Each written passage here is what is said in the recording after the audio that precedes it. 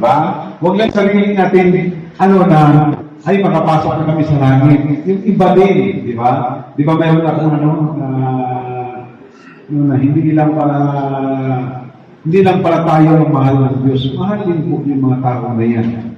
Okay? 1 Corinthians 5:13, ang sabi dyan. Aha.